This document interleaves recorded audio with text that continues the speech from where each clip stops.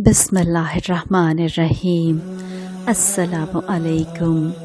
Islamic haven channel देखने और सुनने वाले दोस्तों को खुश आमदीद। अगर आपको वीडियो पसंद आए तो इसे लाइक शेयर कीजिएगा, चैनल को सब्सक्राइब कीजिएगा और बेल आइकन को ज़रूर प्रेस कीजिएगा ताकि हर नई आने वाली वीडियो आपको बर वक्त मिल सके। दोस्तों, आज रमज़ान का चौथा रोज़ा है। रहमतों और बरकतों वाला महीना है।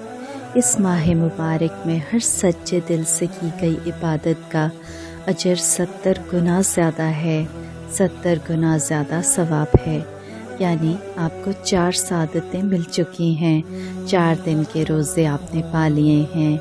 निज़ाम आलम में 4 के अदद को बहुत फजीलत हासिल है। अल्लाह ने हमें 4 किताबें बख्शी हैं, 4 सिमतें अता की हैं। हमारी पहले दिन से जारी इस मश्क का चौथा रोज़ है, यानी हम रूहानियत के चौथे रोज़ में दाखिल हो गए हैं।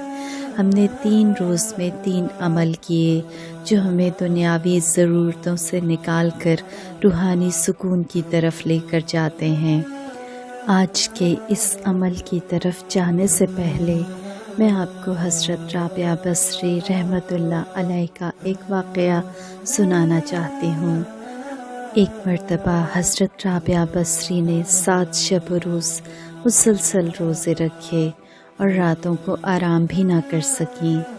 लेकिन जब 8वें दिन भूख की शिद्दत से नफ्स ने फरियाद की कि मुझे कब तक खाना दोगी, इसी वक्त दरवाज़े पर दस्तक हुई और एक शख्स प्याले में खाने की कुछ चीज़ लाया।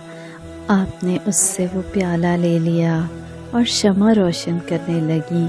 इसी वक्त एक बिल्ली कहीं से आ गई और प्याला उलट गया। पानी से रोज़ा अफ्तार करने का सोचा तो शमा बुझ गई और अंधेरे में पानी का बर्तन गिरकर टूट गया। आपने आह भरी और अल्लाह ताला से अर्ज़ की कि ये मेरे साथ क्या मामला हो गया। इसी वक्त गैबी निदा आई कि अगर दुनियावी नेमतों की तलबगार हो तो हम अता किए देते हैं, लेकिन इसके बदले में अपना दर्द तुम्हारे कल्ब से निकाल लेंगे, क्योंकि हमारा गम और दुनिया का गम एक कल्ब में नहीं रह सकते।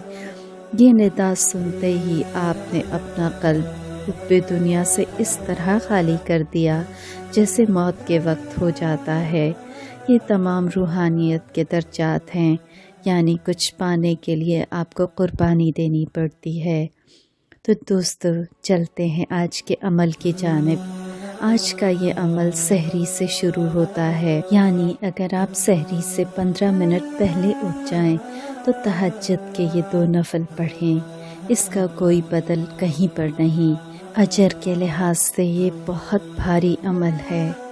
2 रकात नफल की पहली रकात में सूरह फातिहा के बाद 11 बार सूरह काफिरून पढ़नी है और उसकी अगली रकात में सूरह इखलास 11 बार पढ़नी है। यानी सूरह फातिहा के बाद आप 11 बार सूरह इखलास पढ़ेंगे और फिर सलाम के बाद अल्लाह ताला से गिड़गिड़ा कर दुआ करनी है और अल्लाह ताला को इन 2 सूरतों का वसीला देकर जो कुछ मांगना चाहें वो अता होगा। इन 2 सूरतों का वास्ता देकर अल्लाह की पाकी बयान करें और गुनाहों की तौबा तलब करें और इस कलाम के सदक़े में अल्लाह से अपनी दुआ की कबूलियत की दरख्वास्त करें। ये 2 सूरतें अपने अंदर बेशबहा असर रखती हैं। ये जादू बंदिश का इलाज हैं, हर मुश्किल और हर मसले का हल हैं, नज़र बद का इलाज हैं, जिस्मानी और रूहानी हर बीमारी का इलाज हैं। सूरह काफिरून हमें ज़िंदगी में हर तकलीफ़ से बचा लेती है। इंशाअल्लाह हर दुआ कबूल होती है। और साथ ही साथ सलाम का अमल 6ठे रोज़े तक जारी रखना है। इसका तरीक़ाकार जानने के लिए दूसरे रमज़ान के वीडियो देख लें।